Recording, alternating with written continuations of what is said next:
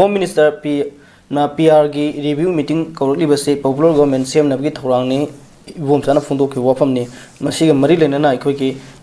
Kukijo Council na lauki warep to jan sai panbi khiba kuki lengak sem badadi Kukijo Council na kuki kuki gi MLA sing si yauduna bagi warep laure hai wafam ma aduga India lengak ka wari shanari ba kuki su group ki Kukijo political group haina sakhanga da bani hai wafam ma kuki kuki civil society singi legal advisors oibadana tana Supreme Court of India gi advocate Biswajit Singhana thadrok pachero muda fondo le hai ba wafam si su group political group amani hai ba Yabang Amloy Haina Kogi Tado human right advocacy na so yaning the fondo levatare. Kupawni Kamani and Bakogi, Amana popular women shame Navagi, Kogi 70% the Santi Angela Kogi Pudim Yasin, I have from Pondoli Mategi, Emily side together. Some side Gidiamo Lingak Sam, but the Yauroi, Mamang de Kogi Center leaders in a Puna Famina, don't worry, Shanakra, so Madugi Matuna told by Kogi Lingak, Sukujo, and I Kogi February Mamang the Koshimani, I don't know Saturn, not even in Messigi Manundamu, Kogi, Utopa Yab film sing a dugi, Wang, Mahabada, Pulam, Nikalam, Modu, Pulway, I walk from Lak with the Kamai Bay Punapos. Ozamangakuni, we have a Kogi Home Minister and a PR review meeting Kaulibasi, popular government share and a Vitorani, Bombs and has got to form Masipan Videco. I say, I kind of machine of the Paul Jeep and the Paunava, Namabra, question of Hangbele. Commogi, like we ruling MLS in Jeep, and the Paunabra. Then Amana, Pounder Matunda, High Bayaba, oh, Masagi opinion of them to Amorimanico. Mike and Regina Dragana, Magi Labaki, Shuman, Manapucho, Amaniduga. Sukumba, I'm a Christian of Estes, a mother, hiding upon another set. I think you know one Pogil Evoco. A ski paper, the Yauri, Delida, Manipuri, Maramda, Kupna, Nakran, Express, Costa, do a Tabu. Amid Sana preside to Bami President Run Changtaba, Santabagi Matanga, Kanaki Taja lady, and the Kotor Pongo. I don't pay Paramanoka, Ekogi, Masona, Governor Ga, Pamina Ki, Pamina Dona, Panto Kibra, not a Pantoki, the Brahaba do the Kamangam Day. Go. Amisana Manipuri boot on Mipangi, Siduli like he, the Water Pamina Kibra have the Kamangam Day, and I said the Wheel and Kotor Fongi. There are two papers to Pong Hetarico.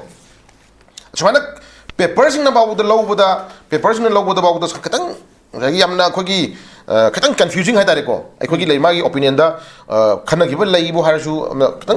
Laibra having it in the Malay Habasu, Amadi, had a Katan. I could use Singapore later, had a Takamam the Hadarico. Sagi, I said the Kogi, the boy bombs are Lamai, Sigi, Emilio of Domalico.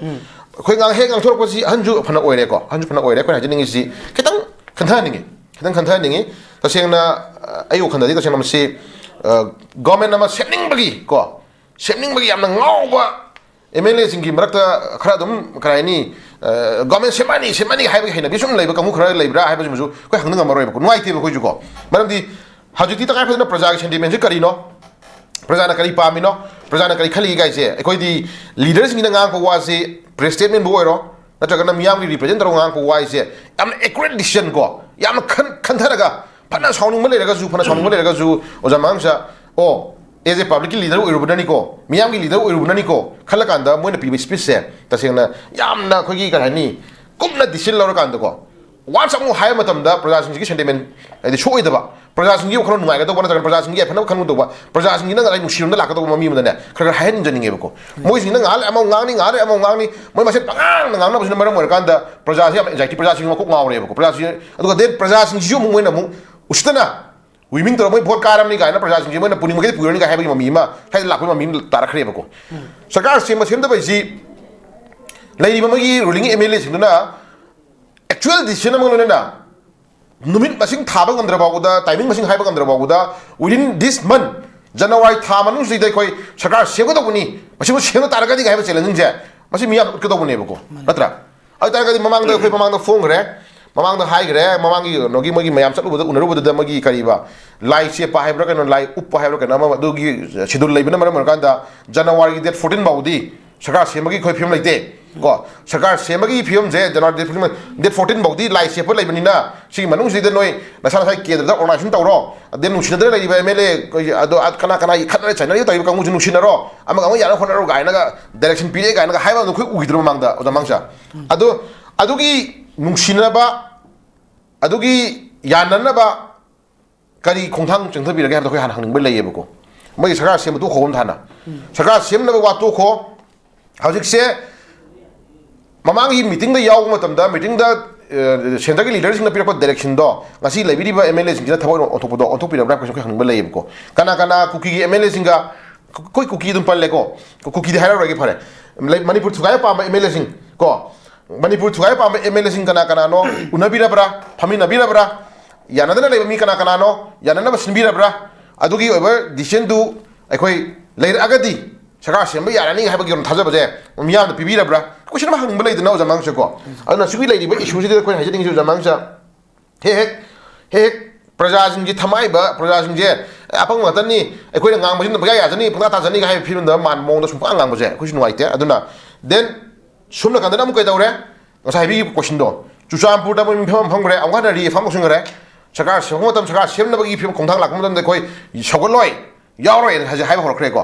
ꯑꯗꯨ ꯍꯥꯏꯔꯛꯑꯕꯅꯤꯅ ꯑꯩꯈꯣꯏ ꯁꯨꯝꯒꯤ ꯂꯩꯕꯤꯔꯤꯕ M L ꯑꯦꯁꯤꯡꯁꯤꯅ ꯁꯤꯗ 70% 80%ꯗꯤ ꯏꯔꯥꯡ ꯂꯣꯏꯁꯤꯜꯂꯦ ꯀꯥꯏꯅꯁꯦ ꯄꯟꯕ ꯃꯥꯜꯂꯦꯀꯣ ꯃꯅꯤꯄꯨꯔꯗ ꯀꯣ ꯒꯣꯔꯃꯦꯟ ꯑꯃ ꯁꯦꯝꯂꯛꯄꯗ ꯃꯅꯤꯄꯨꯔꯗ ꯆꯥꯗ 70% ꯇꯪꯗꯨ ꯂꯩꯇꯥꯕ ꯍꯟꯖꯤꯜꯂꯛꯂꯦ ꯍꯥꯏꯅ ꯂꯧꯕ ꯌꯥꯔꯦ ꯀꯥꯏꯅꯁꯦ ꯄꯜꯂꯤꯕꯀꯣ 70%ꯁꯤ ꯌꯧ ꯇꯥꯔꯒꯗꯤ ꯑꯣꯜꯃꯣꯁ ꯏꯔꯥꯡ ꯂꯩꯇ꯭ꯔꯦ ꯂꯧꯕ ꯌꯥꯔꯦ ꯀꯩꯅꯣ ꯏꯔꯥꯡ ꯂꯩꯇ꯭ꯔꯦ ꯂꯧꯕ ꯌꯥꯔꯦ ꯑꯗꯨꯗꯤ 70% ꯏꯔꯥꯡ ꯂꯩꯇ꯭ꯔꯦ ꯍꯥꯏꯇꯥꯔꯒꯗꯤ ꯂꯝꯕꯤ ꯆꯠꯄ ꯌꯥꯍꯟꯕꯤꯔꯣ ꯂꯝꯕꯤ ꯆꯠꯄ ꯌꯥꯍꯟꯕꯤꯔꯣ IDPꯁꯤꯡ ꯃꯌꯨꯝꯗ ꯍꯟꯖꯤꯟꯕꯤꯔꯣ ꯀꯣ ꯁꯤꯅ ꯐꯥꯔꯁ ꯏꯔꯥꯡ ꯂꯩꯇ꯭ꯔꯦ ꯍꯥꯏꯕꯒꯤ ꯈꯨꯗꯝꯁꯦ ꯀꯅꯥꯅ ꯎꯠꯀꯗꯒꯦ ꯍꯥꯏꯇꯥꯔꯒꯗꯤ ꯂꯝꯕꯤ ꯆꯠꯄ ꯐ꯭री ꯑꯃ ꯌꯥꯍꯟꯕꯤꯔꯣ IDPꯁꯤꯡ ꯃꯌꯨꯝꯗ ꯍꯟꯖꯤꯟꯕꯤꯔꯣ 70% ꯍꯥꯏꯁꯤꯅꯤ 30% ꯍꯥꯏꯗꯨꯗꯤ ꯐꯔꯦ ꯍꯟꯖꯤꯟꯈ꯭ꯔ ꯃꯇꯨꯡꯗ ꯍꯦꯛꯇ ꯅꯨꯡꯁꯤꯗꯣꯛ ꯌꯥꯗꯕꯅꯤ나 ꯅꯤꯡꯐꯨꯡ ꯈꯔ ꯂꯩꯕꯗꯨ ꯂꯩꯇꯥ ꯅꯠꯇ꯭ꯔꯣ ꯑꯗꯨꯒꯤ 30% ꯊꯝꯕꯤꯔꯁꯦꯕꯀꯣ 70% ꯇꯪꯗꯨ ꯂꯩꯇꯥꯔꯦ ꯍꯥꯏꯔꯛ ꯇꯥꯔꯒꯗꯤ ꯑꯗꯨꯗꯤ ꯇꯪꯗꯨ ꯂꯩꯇꯥꯔꯦ ꯍꯥꯏꯔꯤꯕꯁꯤ ꯃꯔꯝꯁꯦ 70% ꯇꯪꯗꯨ ꯂꯩꯇꯥꯔꯦ ꯍꯥꯏꯔꯤꯁꯤꯒꯤ ꯃꯔꯝꯁꯦ ꯈꯤꯇꯪ ꯀ꯭ꯂꯦꯔꯤꯐꯥꯏ ꯑꯣꯏꯅ ꯄ꯭ꯔꯖꯥ ꯃꯤꯌꯥꯝꯗ ꯑꯩꯈꯣꯏ ꯃꯌꯥꯝꯅꯁꯨ ꯑꯩꯈꯣꯏꯗꯁꯨ ꯈꯪꯍꯟꯕꯤꯌꯨ ꯍꯥꯏꯕꯅꯤ ꯑꯣꯖꯥ ꯃꯥꯡꯁꯨ ꯍꯥꯏꯖꯩꯀꯣ ꯑꯩꯈꯣꯏꯁꯨ ꯈꯪꯍꯟꯕꯤꯌꯨ ꯍꯧꯖꯤꯛ 70% ꯏꯔꯥꯡ ꯂꯩꯇ꯭ꯔꯦ ꯑꯩꯈꯣꯏ ꯀꯧꯅꯕ ꯌꯥꯔꯦ ꯆꯪꯅꯕ ꯌꯥꯔꯦ ꯏꯟꯁꯥꯡ ꯂꯥꯟꯅꯕ ꯌꯥꯔꯦ ꯅꯠꯇ꯭ꯔꯒꯅ ꯑꯩꯈꯣꯏ ꯉꯁꯥꯏꯒꯤ ꯃꯁꯥ ꯃꯁꯥꯒꯤ ꯂꯥꯟꯖꯦꯟꯅꯔ ꯃꯌꯥꯝꯗꯣ ꯍꯟꯖꯤꯟꯅꯔꯦ ꯀꯩꯅꯣꯝꯃꯗꯤ ꯍꯥꯏꯕꯤꯌꯣꯕ ꯑꯩꯈꯣꯏꯗ 1% ꯍꯥꯏꯈꯤꯕ 1% ꯐꯥꯎꯕꯗ ꯑꯩꯈꯣꯏ ꯂꯩꯔꯤꯕ ꯏꯁꯨꯁꯤꯒꯤ ꯃꯇꯥꯡꯗ 1% ꯐꯥꯎꯗ ꯑꯩꯈꯣꯏ ꯀꯔꯤ ꯍꯥꯏꯅꯤ ꯑꯩꯈꯣꯏ ꯌꯥꯗ꯭ꯔꯤ ꯂꯧꯋꯦꯕꯀꯣ ꯀꯔꯝꯕ ꯏꯁꯨꯅꯣ ꯌꯥꯗꯦ ꯑꯩꯈꯣꯏ ꯁꯤ ꯑꯦꯛꯖꯥꯝꯄꯜ ꯇꯧꯖꯒꯦꯀꯣ ꯅꯨꯡꯁꯤꯅꯕꯒꯤ ꯈꯨꯗꯝꯁꯦ ꯀꯥꯏ ꯂꯥꯛꯀꯅꯤ ꯍꯥꯏꯇꯥꯔꯒꯗꯤ ꯐ꯭ꯔꯤ ꯃꯨꯚꯃꯦꯟ ꯌꯥꯍꯜꯂꯕ ꯅꯝꯕꯔ 1 ꯅꯝꯕर 2 IDPꯁꯤꯡꯒꯤ ꯃꯌꯨꯝꯗ ꯍꯟꯖꯤꯟꯕ ꯃꯇꯝꯗ ꯐ꯭रीली हंजन याजरबा अनिसिनि पॉइंट अनिसिदगी हेन सुलेको पॉइंट अनिसिगी मनुंग अमे हेक याम मतमदने अखोई ओ ऑलमोस्ट अखोई सम परसेंट खरदि याबा होरे अनि मुसिन याराबको अदि 50% यारे खो लोब यारे ओजा मंगजा को IDPसिꯡ मयुंग हंजन याहलबा देन अमन नंगसागी लंबी फ्री मेन यादना अमग अमग तोसिन याहंदना मदुदा नंगसागी पे दब लेनरगा सु नंगसागी अकाय तोय तोहंदना नंगसागी फजना nga खोदना चंगना खोदबा याहंदारगा अनि से 50% यारे अबनिको 50% की बताइए अमुक होरेन तंगाई फदना अखोगी साउनबानी जे ममाई ऑनथोरना लेनबानी साउनबानी जे फेर उनबा का नोमी तोमिनर अबको कौनद्रा बाउदरे नोमी मंगा काइबे इनर अबको ngak इनर अबा अदुदी 60% लजल अबनिको अदुदी होरेन अमुक तौरे तंगाई फदना लोइना मनते को लोइना मनते हान दगी भाई बंधु को फ्रेंड दगी हाय हेलो तौनकीबा अखोगी मरुप मपांग हाइतारे को खर नुसिनगी कंगो लेदना फियम जने यादर कौनदी कौंगीद्राबा अदो हानदगी हाय हेलो तौनबा नुसिनजबा तंगाई फदना अखोई नुपी ngang हाइरो प्रमाणिको अखोगी कैगुम सम नुसिनबी रिलेशन खर लेना कंगो बौदा अखोगी अदु कंगो सिंदुराने अखोगी नुआइब्रा कमाई तौरी नंदी गायना हंगनबी स्टेज लाबको देन तंगाई फदना ngसागी अखोई खर वाई नोइदि कमाई तौरी गायना सिगी स्टेज लाबको कमदागदी अखोई 70% योरे हैबी यारे ऑलमोस्ट 80% of तारगदी अखोई एंजांग गानबा याक्तुनिको लोइना मरद खुन्नम थानबसे युम खुन अमग खुन्नमगी मरक्ता अखोई युम अनिगुंबा एंजांग नाना एंजांग खखोइनि खर लानारजिको गायना एंजांग युम अमनि लानबा यारा कांदि अखोई 80% योबा यारे नत्रा अदुगा ऑलमोस्ट 90 का 100 कदि कदौरे मतम खर चंगजरगसु को लंपाको सानमिनबा दुकान फमिनबा अमन अमगी वा अदुदा तंद्रसु अदि स्टेज लाखरानी थाइरस 70% तंदु लेताबा लेरेगा हाब तारगदी उजा मांगसा अदुगी 70% की तंदु लेताबसे अखोइजु खतंग खंगजहोगे बा उजा मांगसे को खतंग मसा सेंगना यामना क्लियरिफाई को अखोइ मनुंगदा हाय हेलो तौनारे अदोय प्रजागदी खंगदे नोय प्रजागदी खंगदे नोय बैतुनोगी बिचंगदी खंगदे अखोइ MLA मसेंदी दिल्ली चा थमिनरे को अखोइ टेबल द फमिनरे अखोइ कनोने अखोइ कॉफी चानिंग मपोट हई लानरे अमदे हाइबिरो अखोइ तारागे बा उजा मांगसा फ्री मूवमेंट भई हंदबा IDP जिंग चंगनबा होना मतमदा IDP जिंग खर चंगबा होरे को खोइ याय IDP जिंग खर चंगबा होरे राना पेटो जावरे मियाबसु उरे खर चंगबा होरुबदा नोमै कापसे ले नत्रा नोमै कापसे ले मखाताना चंगागदी मदुगी कन्सिक्वेंस थोन थोक मतमदा नसाना सान दाइता लगदोने नो जि वार्निंग तौर लेदीको मसी अफब खुदम नतेबो जमंगसको असी अफब खुदम नतेबो अदुबो एक्चुअल IDP कर्म IDPs को अखोइना हाइजे हाइजिंग IDPs कर्म IDPs दादी चुचामपुर की IDPs ꯆꯨꯔꯆꯥꯟꯄꯨꯔꯗꯒꯤ ꯂꯥꯟꯖꯦꯜꯂꯛꯄ IDPs ꯃꯣꯔꯦꯗꯒꯤ ꯂꯥꯟꯖꯦꯜꯂꯛꯄ IDPs ꯀꯥꯡꯄꯣꯛꯄꯤꯗꯒꯤ ꯂꯥꯟꯖꯦꯜꯂꯛꯄ IDPs ꯄꯦꯔꯤꯐꯦꯔꯤ ꯑꯦꯔꯤꯌꯥꯗ ꯈꯔ ꯂꯥꯟꯖꯦꯟꯅꯔ ꯂꯩꯕ ꯀꯥꯡꯕꯨꯁꯤꯡꯁꯤꯗꯤ ꯍꯣꯏ ꯄꯦꯔꯤꯐꯦꯔꯤ ꯑꯦꯔꯤꯌꯥꯁꯤꯁꯨ ꯑꯗꯨꯝ ꯄ꯭ꯔꯣꯕ꯭ꯂꯦꯝ ꯊꯣꯛꯏꯅꯤꯀꯣ ꯑꯗꯨ ꯑꯁꯦꯡꯕ IDPs ꯍꯥꯏꯗꯤ ꯑꯁꯦꯡꯕ ꯍꯥꯏꯕꯗꯤ ꯅꯨꯡꯁꯤꯅꯕ ꯌꯥꯕꯒꯤ ꯈꯨꯗꯝ ꯅꯠꯇ꯭ꯔꯒꯅ ꯉꯁꯥꯏ ꯀꯔꯤ ꯍꯥꯏꯅꯤꯁꯦ ꯁꯝ ꯄꯔꯁꯦꯟꯇꯦꯖ ꯈꯔ ꯌꯥꯅꯔꯦ ꯍꯥꯏꯕꯒꯤ ꯁ꯭ꯇꯦꯖ ꯑꯃ ꯎꯠꯀꯦ ꯍꯥꯏꯇꯥꯔꯒꯗꯤ ꯆꯨꯔꯆꯥꯟꯄꯨꯔꯒꯤ IDP ꯍꯟꯖꯤꯟꯍꯟꯕꯤꯌꯨ ꯃꯣꯔꯦꯒꯤ IDP ꯍꯟꯖꯤꯟꯍꯟꯕꯤꯌꯨ ꯀꯥꯡꯄꯣꯛꯄꯤꯒꯤ IDP ꯍꯟꯖꯤꯟꯍꯟꯕꯤꯌꯨ ꯑꯗꯨꯒ ꯁꯦ ꯗꯣꯂꯥꯏꯊꯥꯕꯤꯒꯤ ꯑꯋꯥꯡꯗ ꯂꯩꯕ IDP ꯍꯟꯖꯤꯟꯍꯟꯕꯤꯌꯨ ꯀꯣ ꯁꯦꯔꯧ ꯁꯨꯒꯨꯅꯨꯗ ꯂꯩꯕ IDP ꯍꯟꯖꯤꯟꯍꯟꯕꯤꯌꯨ ꯀꯣ ꯈꯔ ꯍꯦꯟꯅ ꯁꯣꯛꯇꯅ ꯂꯩꯕ ꯖꯒꯥ ꯈꯔꯗ ꯂꯩꯔꯤꯕ ꯄ꯭ꯔꯖꯥꯁꯤꯡ ꯍꯟꯖꯤꯟꯍꯟꯕꯤꯌꯣꯕꯀꯣ ꯃꯗꯨ ꯍꯟꯖꯤꯟꯕꯗꯣ ꯍꯟꯖꯤꯜꯍꯜꯂꯀꯥꯟꯗ ꯇꯉꯥꯏ ꯐꯗꯅ ꯁꯝ ꯄꯔꯁꯦꯟꯇꯦꯖ ꯈꯔ ꯑꯩꯈꯣꯏ ꯀꯔꯤ ꯍꯥꯏꯅꯤ ꯌꯥꯔꯛꯑꯦ ꯍꯥꯏꯕꯗꯨꯗꯤ ꯑꯩꯈꯣꯏ ꯌꯥꯁꯦꯕꯀꯣ ꯑꯗꯨ 70% ꯇꯪꯗꯨ ꯂꯩꯇꯥꯕ ꯂꯥꯛꯑꯦ ꯀꯥꯏꯅ ꯍꯥꯏꯕ ꯋꯥꯍꯩꯁꯤꯗꯤ ꯑꯣꯖꯥ ꯃꯥꯡꯁꯥ ꯑꯩꯈꯣꯏ ꯍꯥꯏꯕ ꯌꯥꯔꯦ ꯐꯪꯉꯥ ꯍꯥꯏꯕꯒꯤ ꯃꯃꯤꯅꯤ ꯁꯤ ꯅꯨꯡꯉꯥꯏꯇꯦꯀꯣ ꯅꯨꯡꯉꯥꯏꯇꯦ ꯑꯗꯨꯒ ꯁꯣꯝ ꯅꯥꯀꯟꯗꯅ ꯑꯃꯨꯛ ꯀꯩꯗꯧꯔꯦ ꯀꯣ ꯀꯨꯀꯤꯒꯤ ꯑꯗꯨꯒꯨꯝꯕ ꯃꯅꯤꯄꯨꯔ ꯊꯨꯒꯥꯏ ꯄꯥꯝꯕ ꯃꯤꯑꯣꯏ ꯈꯔꯅ ꯀꯩꯗꯧꯔꯦ ꯁꯔꯀꯥꯔ ꯁꯦꯝꯕ ꯁꯧꯒꯠꯂꯣꯏꯅ ꯍꯧꯖꯤꯛ ꯐꯣꯡꯅꯁꯨ ꯆꯦꯂꯦꯟꯖ ꯇꯧꯔꯤ ꯅꯠꯇ꯭ꯔꯥ ꯑꯗꯨꯒꯨꯝꯕ ꯆꯦꯂꯦꯟꯖ ꯇꯧꯔꯤ ꯀꯥꯡꯕꯨꯁꯤꯡꯗꯨꯗꯤ ꯋꯥ ꯑꯝꯇ ꯍꯥꯏꯗꯦ ꯀꯣ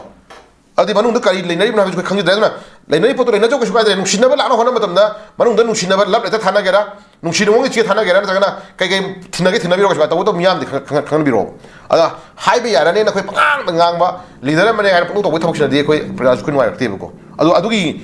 ꯑꯦꯔꯤꯌꯥꯗꯨꯅꯤ ꯑꯩꯈꯣꯏꯅ ꯉꯁꯥꯏ ꯑꯦꯔꯤꯌꯥꯁꯤꯗ ꯑꯩꯈꯣꯏꯅ ꯉꯁꯥꯏꯒꯤ ꯑꯃꯨꯛ ꯔꯤꯀꯣꯜ ꯇꯧꯖꯔꯒ ꯑꯍꯥꯟꯕꯗ ꯔꯤꯀꯣꯜ ꯇꯧꯖꯔꯀꯥꯟꯗ ꯑꯩꯈꯣꯏ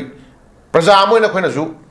ꯉꯥꯡꯍꯟꯅꯤꯡꯗꯕ ꯍꯥꯏꯅꯤꯡꯗꯕ ꯋꯥ ꯉꯥꯡꯕ ꯃꯇꯝꯗ ꯑꯩꯈꯣꯏꯅꯁꯨ ꯇꯥꯔ ꯂꯩ ꯉꯝꯃꯛꯇꯕꯅꯤꯅ ꯃꯗꯩ ꯑꯦꯔꯤꯌꯥꯗꯣ ꯁꯤ ꯇꯧꯔꯒ ꯐꯒꯅꯤ ꯁꯥ ꯇꯧꯔꯒ ꯐꯒꯅꯤ ꯁꯨꯃꯥꯏꯅ ꯇꯧꯕꯤꯌꯨ ꯍꯥꯏꯕꯗꯣ ꯑꯩꯈꯣꯏ ꯍꯥꯏꯖꯕꯒꯤ ꯋꯥꯅꯦꯕꯀꯣ ꯀꯅꯥꯒꯨꯝꯕ ꯑꯩꯈꯣꯏ ꯁꯥꯏ ꯑꯦꯔꯤꯌꯥꯁꯦ ꯏꯇꯤꯛ ꯏꯄꯥ ꯅꯠꯆꯗꯦꯀꯣ ꯍꯧꯖꯤꯛ ꯂꯩꯔꯤꯕ MLA ꯁꯤꯡ ꯑꯩꯈꯣꯏꯒ ꯉꯁꯥꯏꯒꯤ ꯏꯇꯤꯛ ꯏꯄꯥ ꯂꯩꯖꯗꯦ ꯀꯩꯁꯨ ꯆꯥꯡꯗꯝꯅꯕꯒꯤꯀꯣ ꯇꯧꯕꯇꯕꯨ ꯑꯆꯨꯝꯕꯗꯗꯤ ꯇꯉꯥꯏ ꯐꯗꯅ ꯑꯩꯈꯣꯏ ꯀꯩ ꯍꯥꯏꯅꯤ ꯃꯗꯨ ꯃꯥꯏ ꯂꯩꯁꯤꯡꯗꯨ ꯄꯥꯁꯨ ꯅꯠꯇꯦ ꯑꯩꯈꯣꯏꯅꯀꯣ ꯑꯗꯨꯅ ꯑꯩꯈꯣꯏꯅ ꯍꯥꯏꯖꯅꯤꯡꯉꯤꯁꯦ ꯄ꯭ꯔꯖꯥꯁꯤꯡꯁꯦ ꯍꯨꯝꯃꯒ ꯄꯨꯕ ꯌꯥꯔꯅꯤ ꯉꯥꯡꯉꯒ ꯄꯪꯇꯥ ꯇꯥꯖꯔꯅꯤ ꯍꯥꯏꯕ ꯃꯑꯣꯡ ꯑꯃꯗ ꯄꯪꯇꯧ ꯇꯧꯕꯒꯤ ꯊꯕꯛꯁꯤꯗꯤ ꯅꯨꯡꯉꯥꯏꯇꯦ ꯑꯗꯨꯅ ꯍꯧꯖꯤꯛ ꯂꯩꯔꯤꯕ ꯐꯤꯕꯝꯁꯤꯗꯩꯗ ꯁ꯭ꯇꯤꯜ ꯍꯧꯖꯤꯛ ꯐꯥꯎꯕꯗ ꯃꯅꯤꯄꯨꯔ ꯊꯨꯒꯥꯏꯕ ꯄꯥꯝꯕ ꯃꯤꯑꯣꯏ ꯈꯔꯗꯤ ꯑꯗꯨꯝ ꯃꯅꯤꯄꯨꯔ ꯊꯨꯒꯥꯏꯅꯕ ꯋꯥ ꯉꯥꯡꯉꯤ ꯀꯣ ꯃꯅꯤꯄꯨꯔ ꯊꯨꯒꯥꯏꯕ ꯄꯥꯝꯕ ꯀꯥꯡꯕꯨ ꯈꯔꯗꯤ ꯃꯅꯤꯄꯨꯔ ꯊꯨꯒꯥꯏꯅꯕ ꯋꯥ ꯉꯥꯡꯉꯤ ꯃꯅꯤꯄꯨꯔ ꯊꯨꯒꯥꯏꯅꯕ ꯍꯣꯠꯅꯕ ꯀꯥꯡꯕꯨ ꯈꯔꯗꯤ ꯑꯗꯨꯝ ꯊꯨꯒꯥꯏꯅꯕ ꯍꯣꯠꯅꯔꯤ ꯁꯤꯒꯤ ꯄꯣꯠꯁꯛꯁꯦ ꯃꯅꯤꯄꯨꯔ ꯊꯨꯒꯥꯏꯕ ꯄꯥꯝꯗꯕ ꯄ꯭ꯔꯖꯥ ꯃꯤꯌꯥꯝꯒꯤꯗꯃꯛꯇ ꯃꯍꯨꯠꯁꯤꯗ ꯂꯩꯔꯤꯕ ꯀꯥꯡꯕꯨꯁꯤꯡꯁꯤꯅ ꯊꯨꯒꯥꯏꯕ ꯌꯥꯔꯣꯏ ꯊꯨꯒꯥꯏꯔꯛꯄ ꯃꯇꯝꯗ ꯑꯩꯈꯣꯏ ꯂꯩ ꯀꯥꯏꯅ ꯍꯥꯏꯕ ꯋꯥꯍꯩꯁꯦ ꯑꯃꯨꯛꯇꯪ ꯊꯝꯕꯤꯌꯨ ꯑꯩꯈꯣꯏꯁꯨ ꯇꯥꯖꯒꯦꯕꯀꯣ ꯑꯗꯨꯃꯥꯏꯅ ꯊꯝꯖꯒꯦ ꯑꯣꯖꯥ ꯃꯣꯏꯁꯨ ꯌꯥꯝ ꯅꯨꯡꯉꯥꯏꯖꯩ ꯑꯣꯖꯥ